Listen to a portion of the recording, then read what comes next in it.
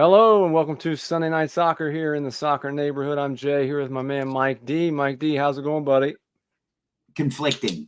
Conflict Fantastic what? because the Yankees won. So I'm on cloud nine. That actually saved my week, but Yep. I had a rough week coaching, to be honest. Oh, I understand. We've all been there, man. We've all been there. So do we want to just dive right into it? Yeah, absolutely. Well, congrats to your Yankees. They're in the World Series. We know. We've been heckling each other offline here all week with the Cleveland and I don't stuff. think you really said much to me because I don't think you had much to say, but Yeah. yeah.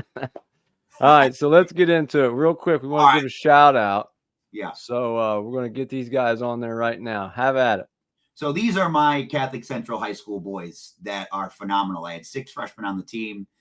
We're a D3 school, meaning we have about, I think, 600 kids total in the school. So a smaller school. And we played in a D1 conference pretty much, where all the teams that we played were D1. So coming from a school with over 1,000 plus kids. So just a bigger pool of talent to choose from. But that didn't mean a difference to this group. They were right there with them, up and down season, but with 6 freshmen, that's expected. But, that's the Rubik's Cube of coaching high school, right? You have 14-year-olds paired with 18-year-olds, and that physicality is really hard to match up. But what these guys lacked in physicality, they made up with in IQ and grit. So I couldn't be more proud of this team. And I want to give a salute to them because, you know how it is when you coach, especially high school. And this goes back to what we were talking about with MLS Next over high school. There's nothing like it. You play for your school, you play for your community. There's just a lot more associated with it. And there's nothing like that atmosphere, right? There's just more want to the game. And I think that's an important thing for players' development, to learn how to play under those bright lights, to play with those pressures. And it's a lot more fun. And I think it's a lot more rewarding to play in high school. So there's got to be a revamp in this segregated soccer community that we have of how they view high school, because the talent here is impeccable. And there's no reason why they're not looking at these kids during high school. And I'm not saying that they all, don't, but after talking to a lot of D1 schools, they're looking at that plus more, or they're not taking high school as serious. But anyway, so here's something that I think we can all relate to. What happened to us on Friday.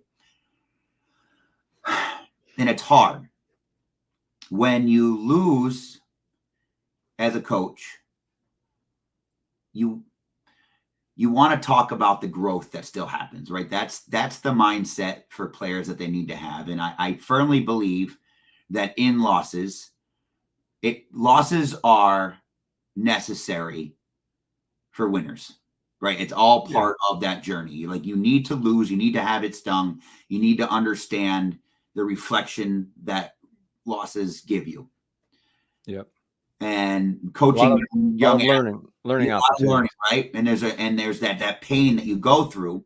And when you have that pain, that when you lose because you want it so bad, the easiest thing to do is kind of ignore it and say, oh, it happens, or blame it on the ref, but in that time, you really got to take into account like self-reflection. Like, what could I have done better? And look back and look at a scenario that I could have done better.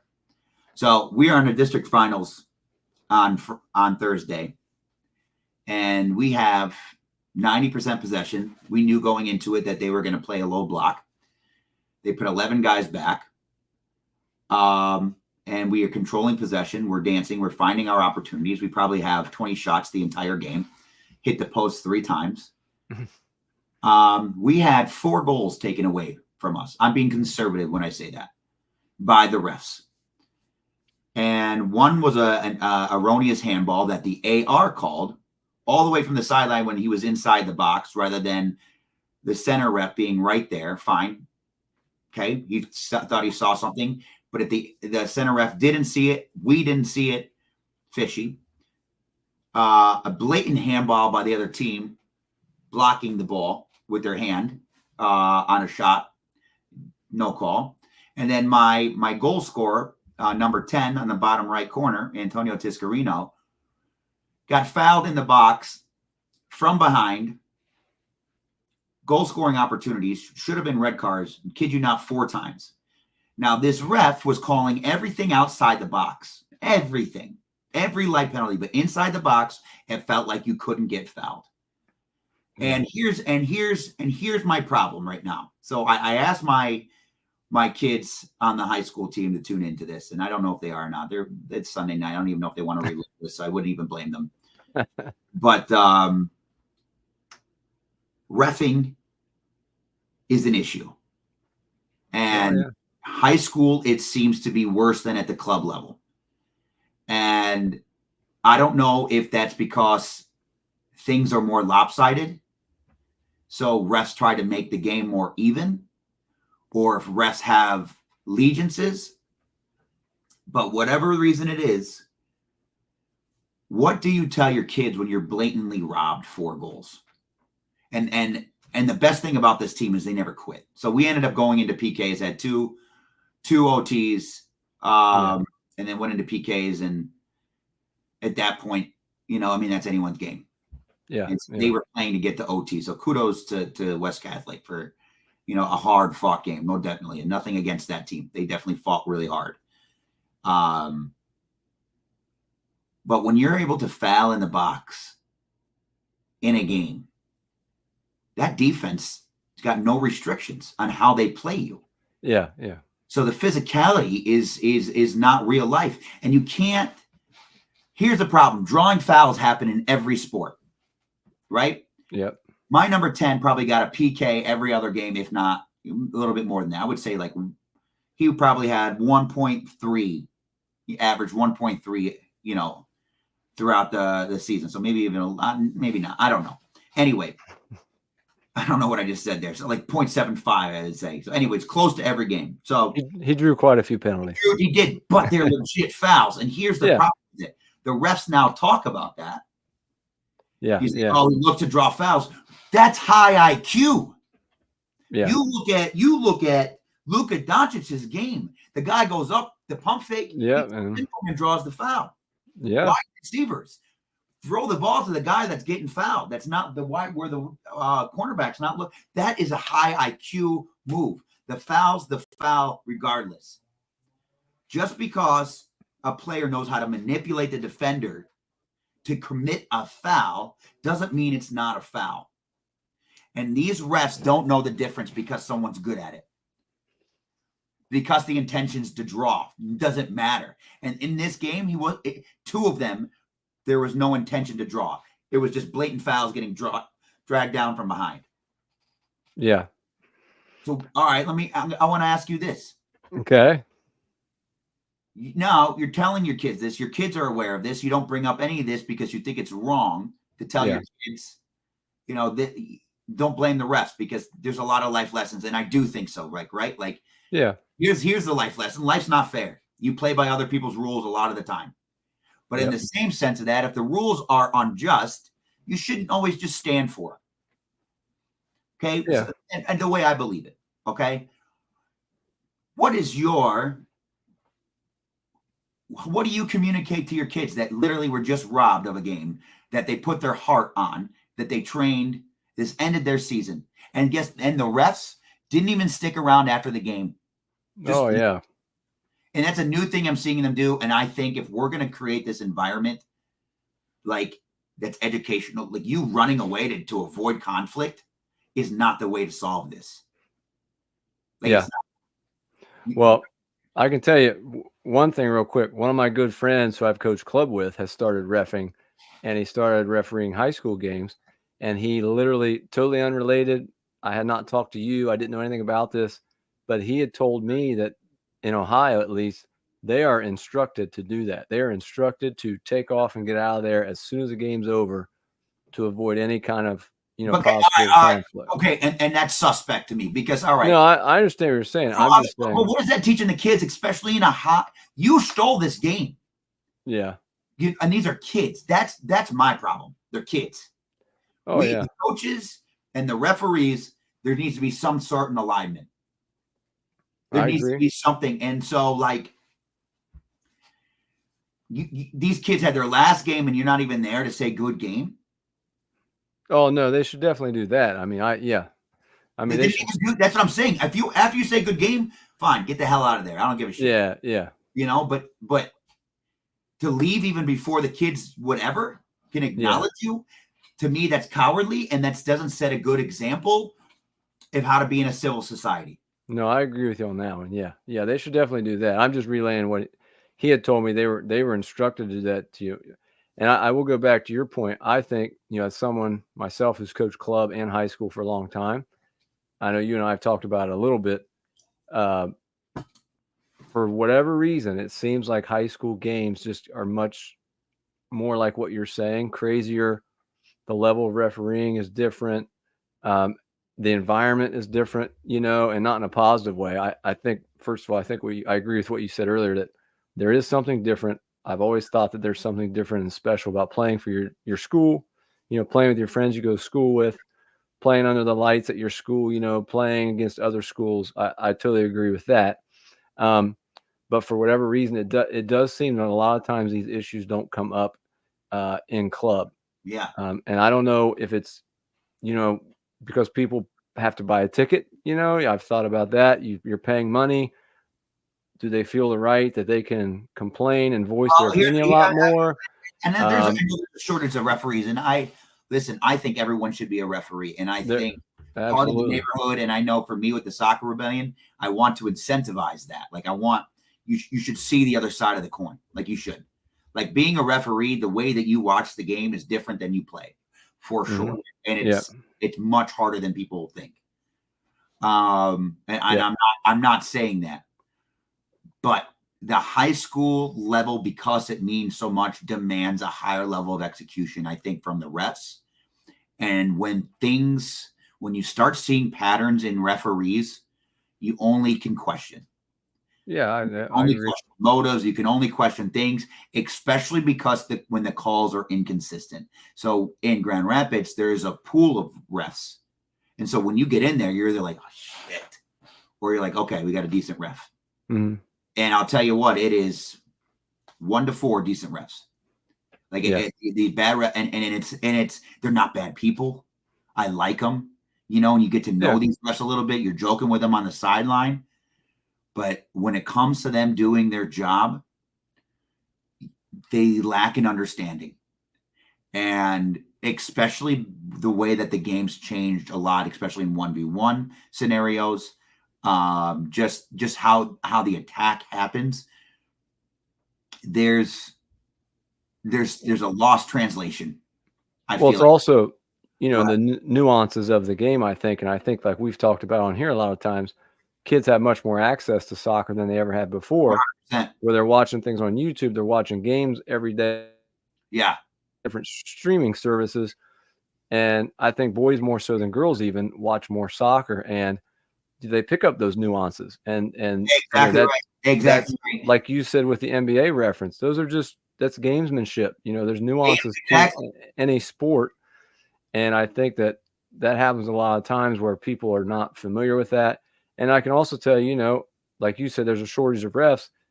I mean, I've always encouraged kids to help out and start refereeing, because we need more younger people to ref, because that we're getting to that generation now, like you and I talk about on here a lot, where people like us have grown up playing the game now. When I was in high school, the guys reffing games never even played soccer. When they were 60 years old back then, they didn't even grow up around it hardly ever. So now we're getting to the point where we have a lot of younger people that need to get involved, because, they've played the game now. They're younger. They're more familiar with it. They understand those nuances, like what you're talking about. So I think that's a major thing. It's like someone that's 60-year-old trying to teach someone who's 15. Internet. How to use social media. Use social media. That's what it feels like. It's out of touch. And then so there's this absolute frustration that happens because you're both saying different things, and on like the kid's right in a lot of these times. Like I'll tell you this. This is what I had a ref say to me when I asked. So if you're a coach, in a respectful manner. Yep. And you have to understand the ref, because some refs don't even let you ask questions. But ask the ref when they make a call, can you explain that to me? You will know right then and there what type of referee is, because how many times I've gotten, no, I don't have to explain anything to you. I'm like, okay, what environment are we setting? Like, what is this? Yes. Like, Exactly. I don't need to understand your rules. You're just going to say whatever the hell you want. So fouls could just happen, and I don't understand them. Great. All right.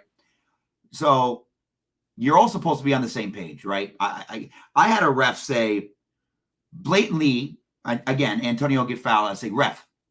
I was like, how is that not a call? He impeded where he was going from a bad angle, like from behind. He took him down when he didn't have access to the ball. He strictly went after his body.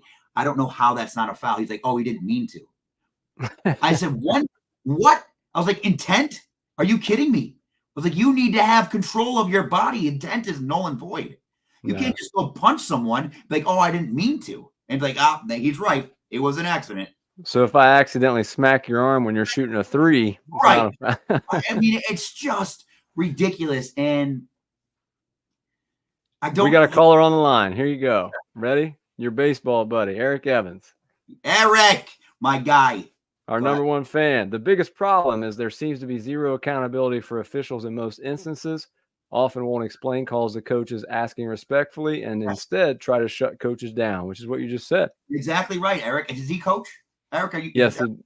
Yeah, he does. Yeah. Yeah, and that's a problem. And I think, and it goes both ways. Like, I've seen some real dickhead coaches, or you know what I mean? Like, and be disrespectful to the ref, and everything's a problem. Like, there's definitely a middle ground. I'm not saying, like, I'm sure if this is a referee podcast, which would be awesome, by the way. I would love to see referees have a podcast after a big game. Well, here's our next look at his second comment. And at the professional levels, aren't they subject to media availability like coaches and players should be? Touche. You know, wouldn't that be great? That would be unbelievable, right? But I'm with you. Whereas, you know, I think it's a respect factor for me as a coach. Like you said, you automatically know kind of what you're dealing with, because if you ask someone, you know, I think all coaches in any sport, football, basketball, baseball, soccer, whatever, want consistency. You know, right? You and I, we've been following baseball. If the strike zone is going to be this, call it that way every day. That's fine. And that ump was favoring Cleveland yesterday, by the way. But but we want consistency.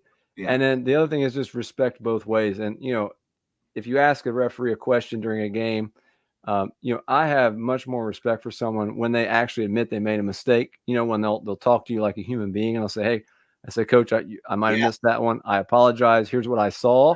Yes. And like you said, there's a lot of things going on, especially when you're the center referee. It's a very different perspective in soccer than when you're the linesman.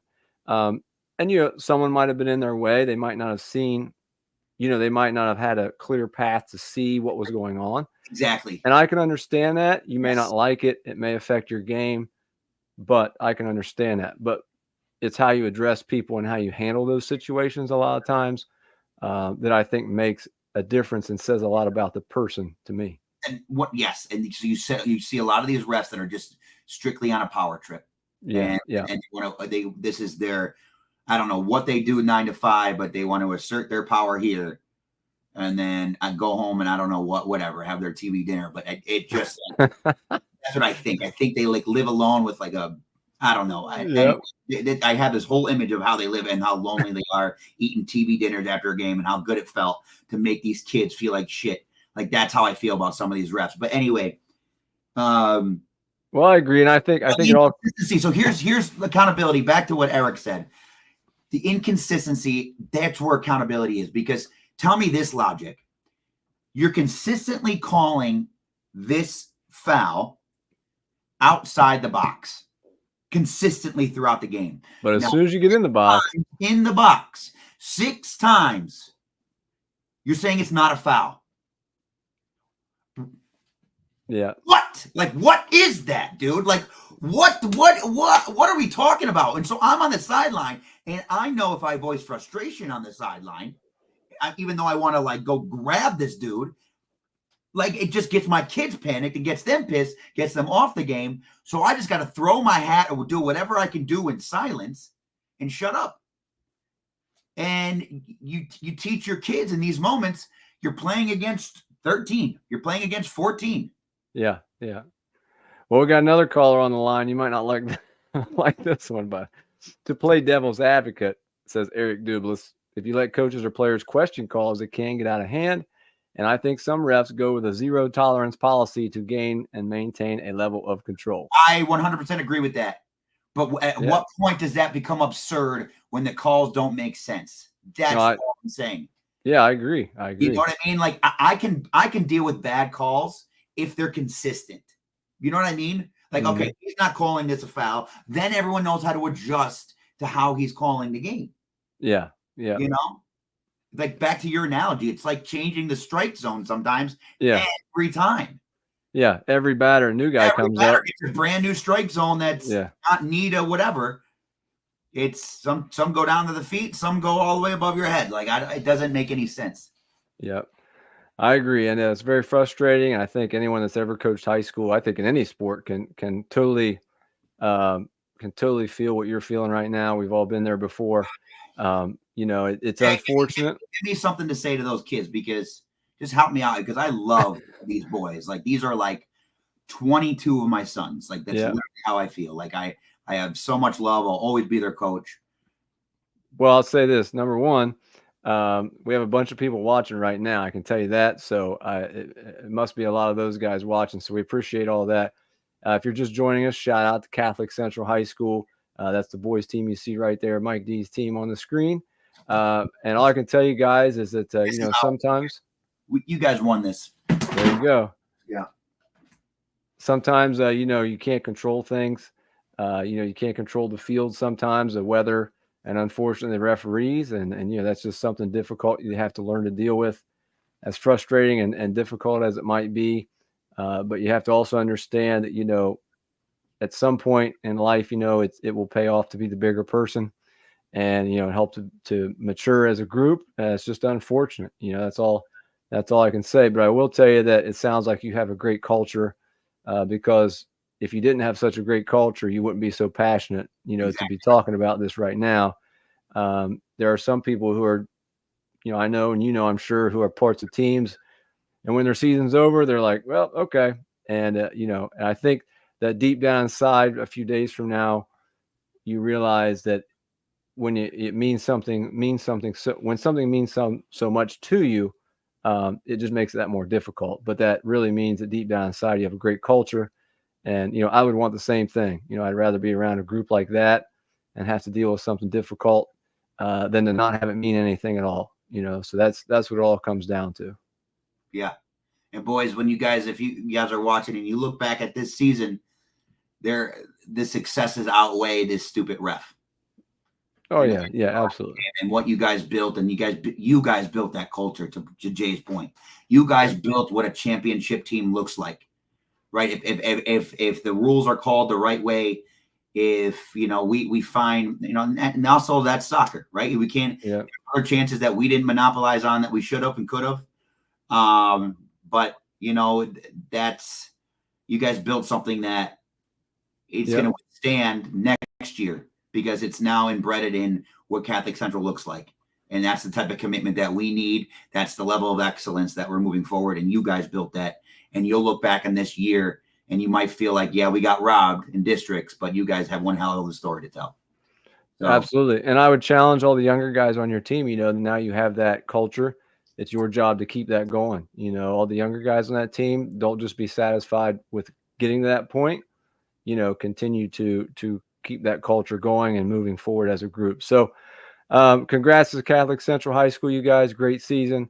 We'll move on here real quick. So I want to show you, we had a couple topics in line, Mike D. Yeah. I don't know if you want to go on to, you had some things going on in Grand Rapids. You want to? Yeah, we can do a quick plug real quick. So this Saturday, 10/26, we have our Takeover Tour finals.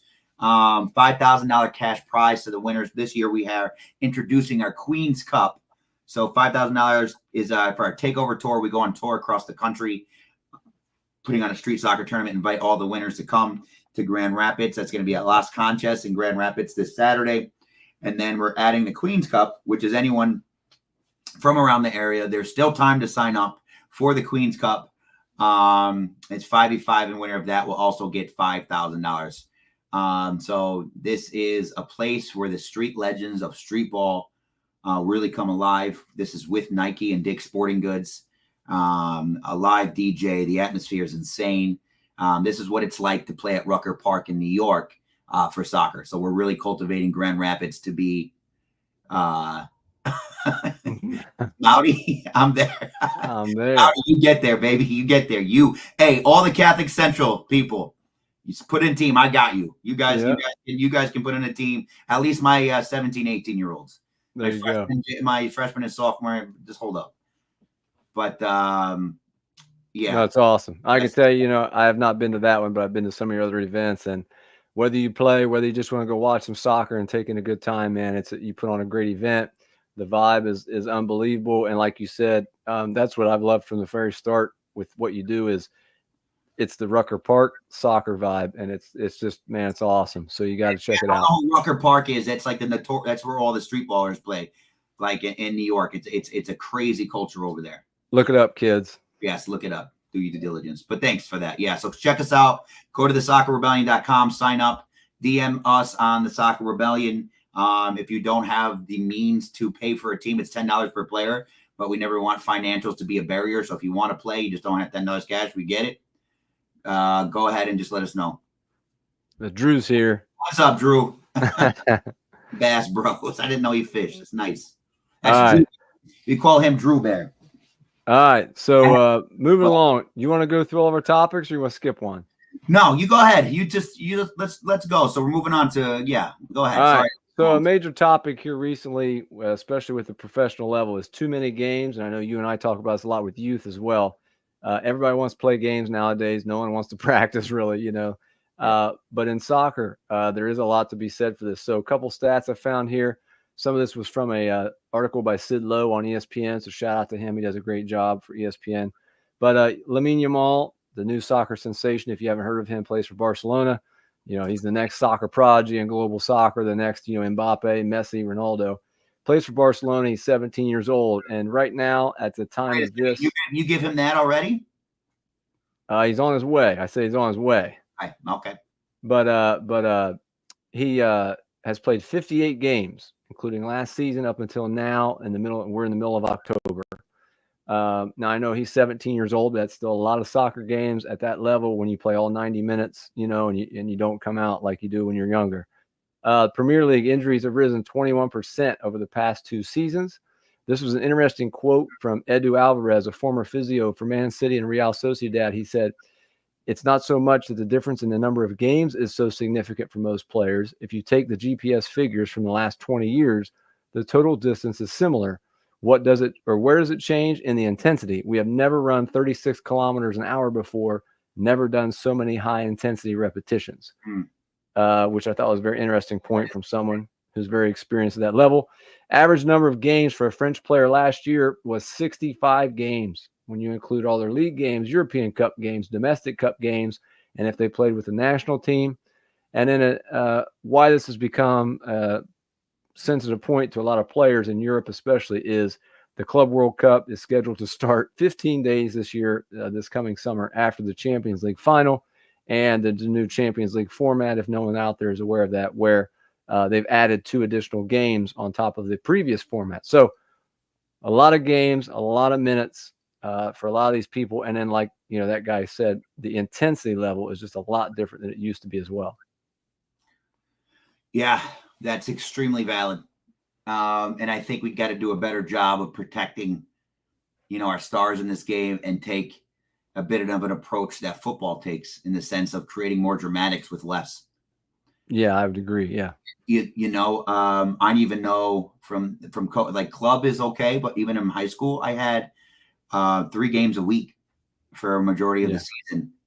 That's crazy. And that's your training time is limited as well. But I mean, you watch these boys' body just deteriorate and just battle through nagging injuries this entire time. And it's almost like, well, if you want to play in the bigger scale, get used to that.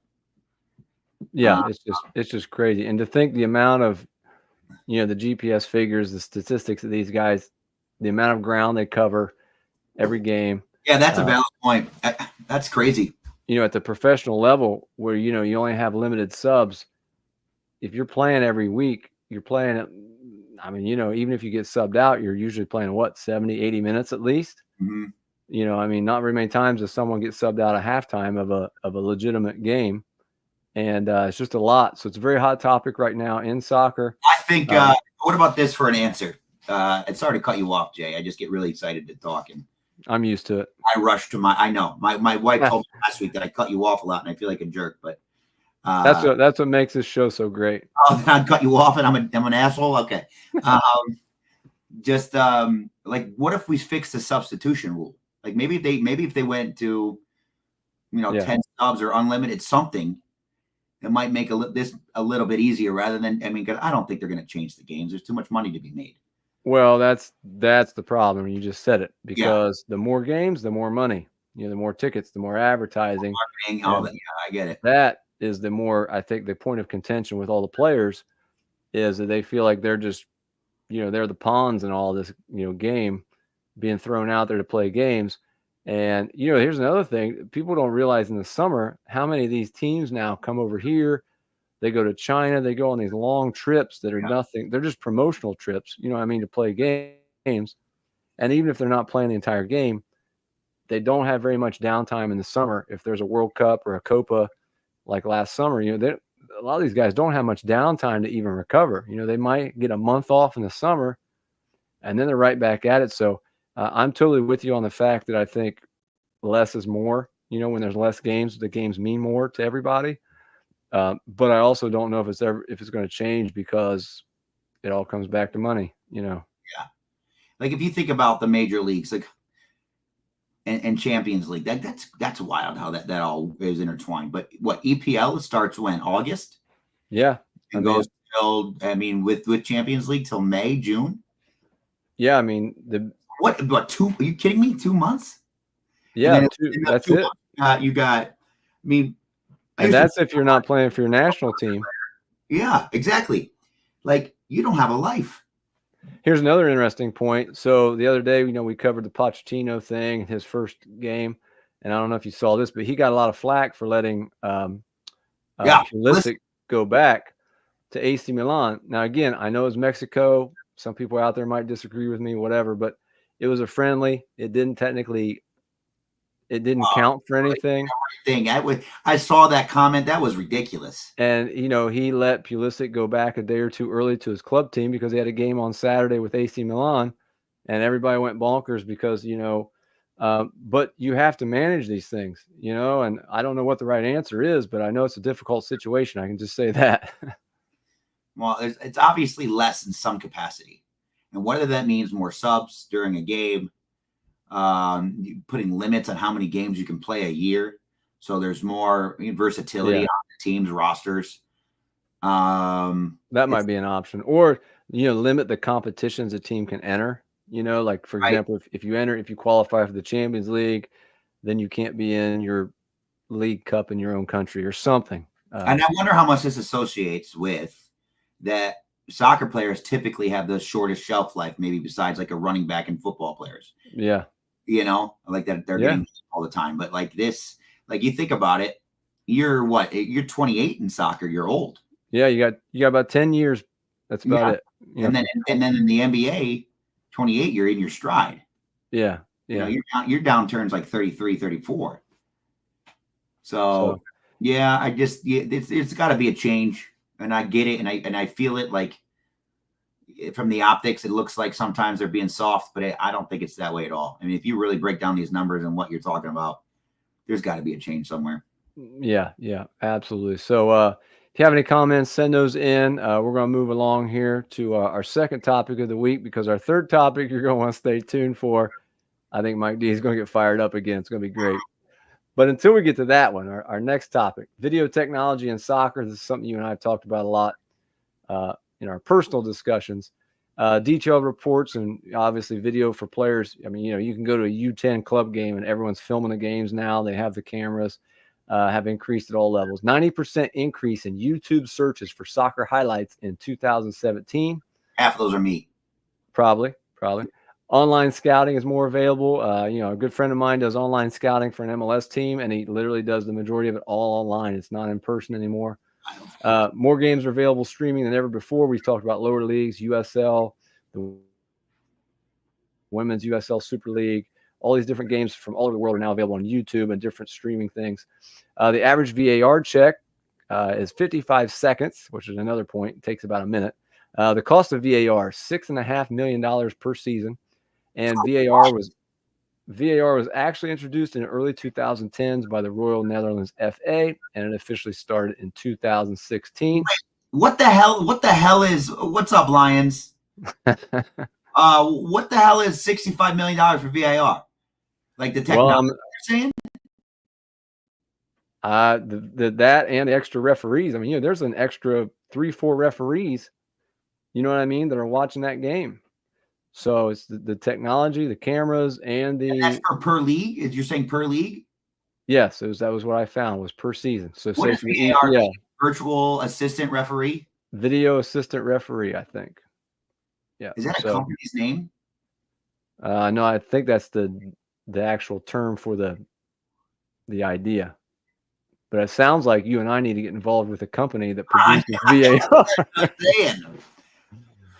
So there's a lot of things. Yeah, there's a lot of things to talk about here. You want to go first before I cut you off? Because I'll cut you off regardless, probably. Well, yeah, I want to get started on what I would just say is the technology and obviously everything that we deal with in the world we live in is crazy nowadays. And in the last 5-6 years, it's for you and I who are out there every day coaching and coaching club teams and all this stuff. And I mean, you can be at a U8, U9 game now. It used to be only high school teams had a camera, Mm-hmm. Now the price has come down. There's more companies out there.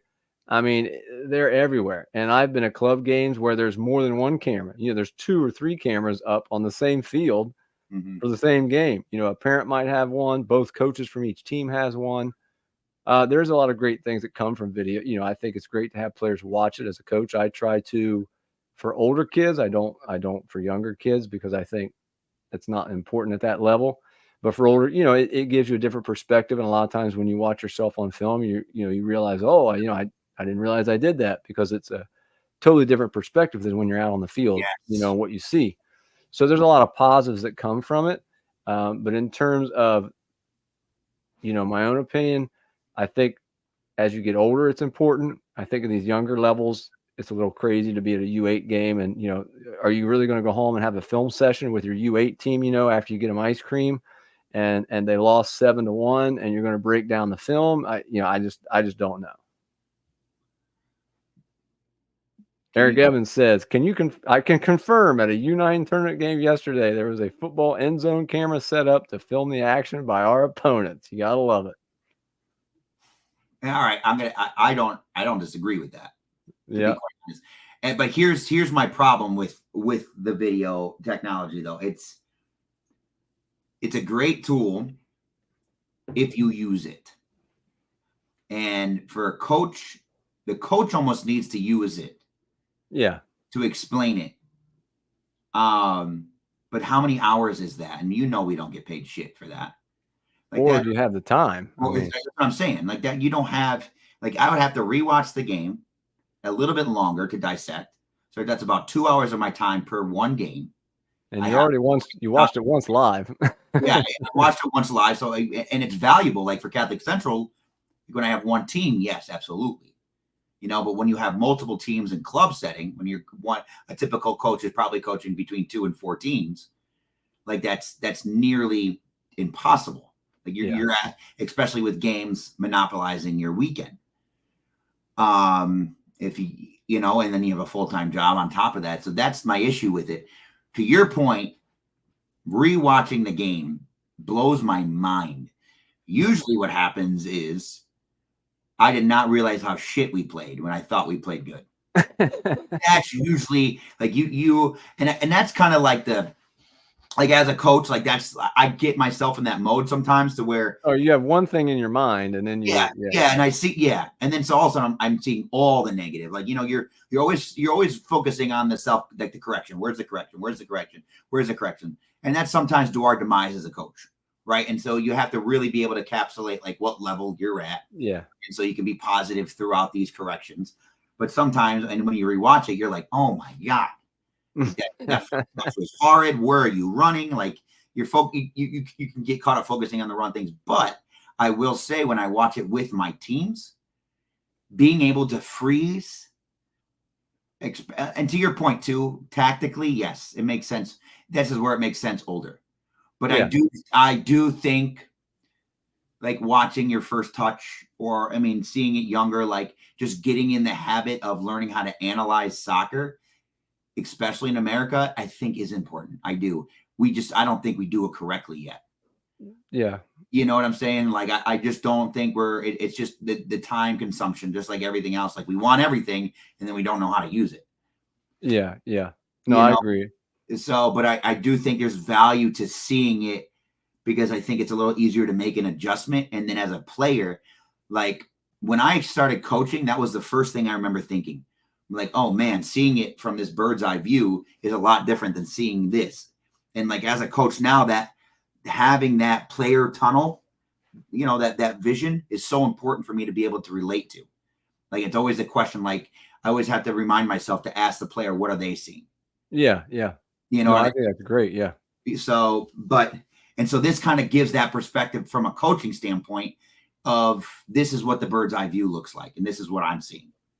And Yeah. so it's easier to get on the same page. So VAR is crazy. I don't know what to say about that. Yeah. That's kind of a different discussion, That's but a I just different discussion. It's interesting as all hell.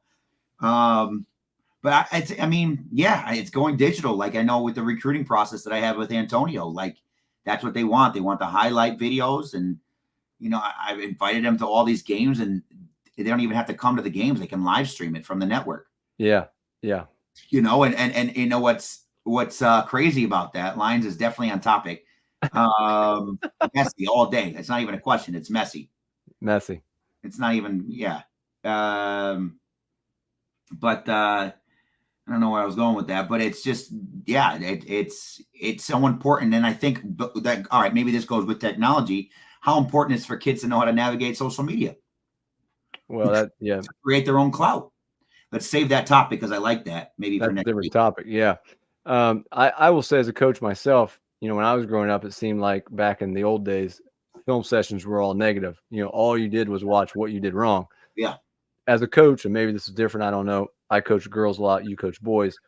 I try to throw out, I tend to, in our film sessions, we watch a lot more positive things than we do negative. Now, you know, sometimes we watch mistakes and, you know, you have to learn from them.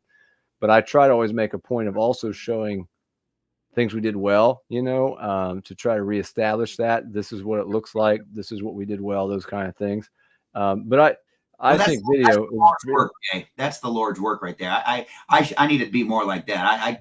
I end up getting like, what the hell? Like if there's anyone my Catholic Central guys listen to this, they know how I react, and I re-see it, it baffles me again. But we need to live stream your film session on YouTube. Oh no, I would be fired, I'm sure. We'll set a camera up in the back of the room.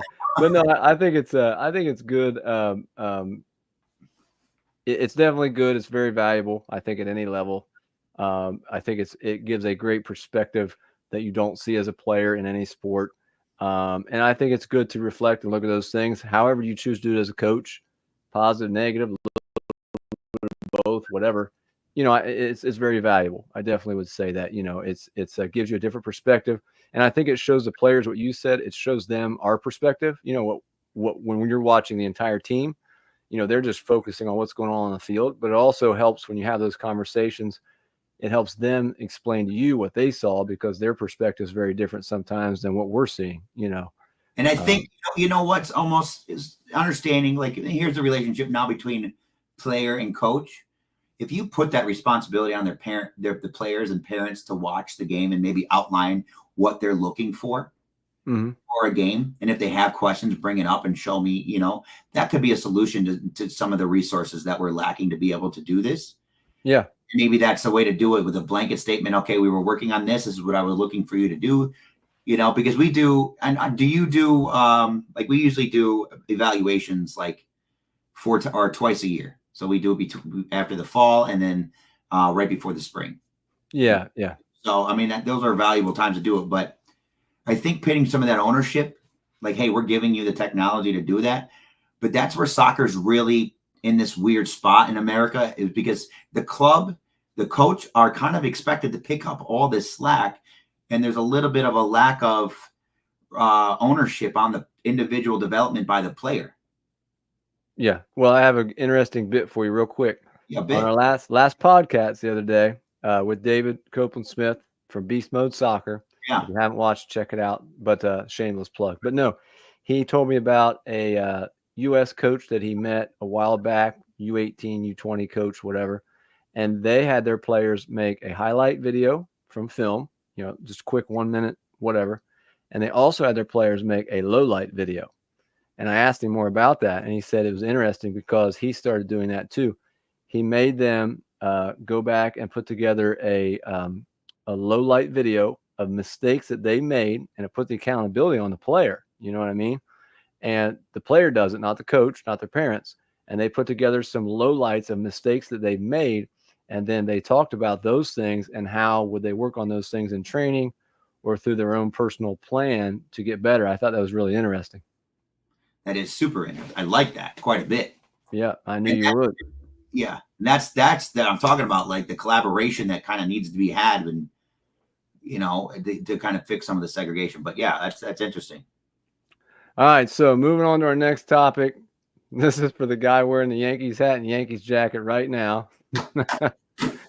Our cross-cultural question of the week, jersey etiquette, something that we're both very passionate about. I found some very interesting articles. Before we get to that real quick, is it okay? What we're talking about here is not New Jersey etiquette. So if you're watching the Jersey Shore, that's not what we're talking about. We're talking about, is it okay to wear the same sport jersey? So if you're at a soccer game, can you just bust out any soccer jersey?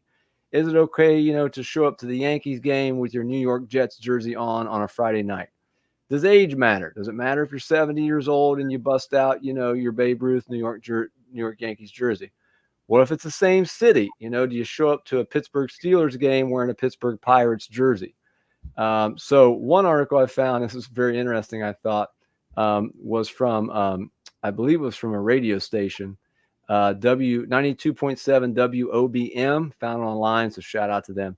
The only time it's ever acceptable to wear a jersey of another team is when attending either A, an all-star game, or B, the Super Bowl. Other than those games, one should never wear a jersey of a team not playing in that game. So I thought that was interesting. And another article from your boys in Philly. I know how much you love Philly. 92.5 radio station in Philly. Do's and don'ts. This was a great list that they had compiled from a while ago. Do wear a jersey to the game of a team that's playing. That's always a good first step. Don't wear a jersey on non-game days. So, you're wearing your, I don't know how you feel about that, wearing your Packers jersey to the supermarket on a Thursday. Do wear a player that's currently playing for the team. Don't wear a former player's jersey, especially if they are now playing for the opposing team. Don't wear a player's jersey if they are half your age. That's an interesting one. Don't wear another sport jersey to a different game, i.e. baseball jersey to a football game. Here's a great one. Don't put tape over the former player's name and try to replace it just because they left your team. And don't wear a customized jersey with your own name on it of any age. See, that's some Philly shit right there for you. This is why that's crap. I disagree with all that, especially because, all right, so here's my boy Eric Braxton. I wear my Browns jersey before Sunday because I'm not wearing it after. Valid. I'm with you with the Giants. I'm there with you in the Giants, so I get it. But see, there's a thing called like a New York tuxedo, to where I'd wear this, my Knicks, and then whatever I would wear underneath. But that's like a culture thing, and so I disagree with that. I would go to a Yankees game and I would wear a Giants hat. I would wear something Knicks with the Yankees though, like that. But at least you're wearing something to the game of the team that's playing. Yes, but I would do the tuxedo. The New York tuxedo. You heard it here first, folks. I would do a New York tuxedo where I would do Yankee hat, maybe like a Giants jersey and Knicks shorts. That would look ridiculous, but I would do it. So I'm just saying, like, that's I don't know. And I think go back to the other what he said about wearing an outdated player bullshit. Like, I think like you wear the old school jerseys. Like, here's the difference. I think old school is okay. So like a Derek Jeter jersey to a Yankees game, I think it's perfectly fine. But if Derek Jeter got traded to the Houston Astros, is it okay to wear Jeter's old Yankees jersey? Derek Jeter, yes. If he did that much for your team. Okay, that's the question. I think that's where, like, I'm trying to think of a player that moved somewhere. Like, I almost think it's still okay to wear an Odell Beckham jersey for the Giants. Yeah. Because of what, and we didn't even win anything with him, but he shit on Cowboys with that hat, with that cat. So, like, that forever is like he was a Giant favorite. This is very straightforward from Eric Evans. In all caps, you do not ever wear a jersey to a game of a team not playing in the game. I think it's a cultural thing. I think it depends on the city that, like, you live. Like in Chicago, Eric, would you wear like I don't know, Bulls? I feel like Bulls is the only one that's somewhat universal because they don't have another team. Or maybe the Bears. You could wear a Bears and Cubs. That would be kind of sick. I would say no, in my opinion. Here's my thing. You and I go to, let's say we get together in the summer and we go to one of those summer soccer games and AC Milan's playing Man City. Mm-hmm. Okay. And there's always the random people who just bust out their soccer jersey because it's a soccer game. Now, to me, little kids are different. Little kids are just wearing a soccer jersey. They're wearing a Messi jersey. To me, that's cool. No big deal. But if a grown adult is watching AC Milan play Manchester City and they decide to bust out their LA Galaxy jersey, yeah, I agree with you. I find that odd. No, that's goofy. No, you can't. I agree with that. It's got to pertain to the city, in my opinion, or the team. Like, to New York's connected, so that's where I would get it. Like, but I would say the same thing with Detroit. If they did Red Wings and whatever Pistons with, I don't know, like, that would be fine to me. It wouldn't. But what if it was just one thing? So what if you're the Detroit Tigers in a Yankees game in Detroit, and a guy's wearing only, I mean, he's got pants on, but he's wearing Detroit Red Wings hockey jersey. It's fine. Fine. Okay. It's fine. It's Detroit. You're part of the But like, I get that as a sports fan. I get that as a sports fan. I mean, you should probably wear something like that. But I mean, yeah, I'm not saying it's like the end of the world. I just find it. No, I know, but what pisses me off is when you wear something that's like, I just wore a football jersey because I didn't know anything else, and you went to a Giants Philadelphia game and you decided to wear your Browns jersey. Yeah. Go home. Like, you don't belong to be here. But I would agree with that. So actually, when the Yankees played at Kansas City, there was a guy that sat behind home plate that wore his hat like this and wore a Marlins jersey. Now, he was doing this for attention, so I hate that I'm even talking about him. Yeah. But it drove me nuts the entire time. Yeah. Eric Dublas says Red Sox fans love to travel to random games wearing Red Sox jerseys. They are very confused. Those are the worst people in the world, so that's probably why that happens. Well, so are the Red Sox playing? No, doesn't even matter. They just okay. Yeah, if it's like the Cincinnati Reds playing the Cubs and you're wearing your Red Sox jersey, I just don't understand that. Yeah, I don't either. All right, your number one fan. You're saying it's fine, but you would never do it? What wouldn't I do? I don't know. I don't know what she's saying either. I wouldn't, like, well, I have to tie it to the team that's playing. That's all I'm saying. But I'm saying I wouldn't look at someone sideways at a Giants game wearing Yankees jersey. I wouldn't. I just wouldn't. Gotcha. Like, whatever. I do say that I think I totally understand if it's the same day. So let's say, for example, today's Sunday. Let's say that the Giants had a football game, and tonight the Yankees are in the World Series. I totally understand a guy wearing a Giants jersey to the Yankees game tonight. What about today they played Philly. Same day. In New York, if you wore a Yankees thing today, it's because you're celebrating them winning the AL. Maybe, yeah. If it's a big event. That would be all right. Like, what is it? What's Eric? Eric says, what about this shit? He's a big fan, man. What about if you go to a La Liga game, but you don't support either team? Is it better to wear no jersey or to wear a jersey to show your love for the game? Well, that's a good question. No jersey. I would say no jersey. Yeah. That's just me. Just wear a shirt soccer. That's a good jersey. That's a good idea. Or wear a Rebellion shirt. That would be nice. There you go. Or straight from the training ground. There you go. Danielle Dublas, wear a combination. Oh, she means wear a combination of teams to a game. I've done that so many times. I've worn Yankees with my Giants. Oh, man. I don't know what she's talking about. She's just. Oh, here's the best one.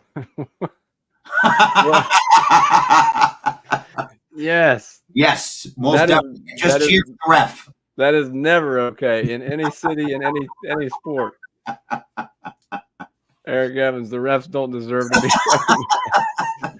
Yes, love it. No, we're gonna start a referee fan club. That was not our intention tonight, but great job, man. Great job. So we'll wrap it up here on that, man. But thank you for everybody out there watching. Check us out every Sunday night, 8 p.m. Sunday Night Soccer. Jay, Mike D, appreciate all your time, man. I know you're busy. Congrats to your boys team on a great season. Hang in there, fellas. Keep working hard. And we appreciate everything here from the soccer neighborhood. Make sure you check out Michael's stuff on the Soccer Rebellion, their upcoming tournament, Street Soccer. Definitely have to check that out. Eric chimed in. Eric, congrats on it. Yeah, we appreciate it, man. 100,000 subscribers. So everybody that's been out there helping us out, man.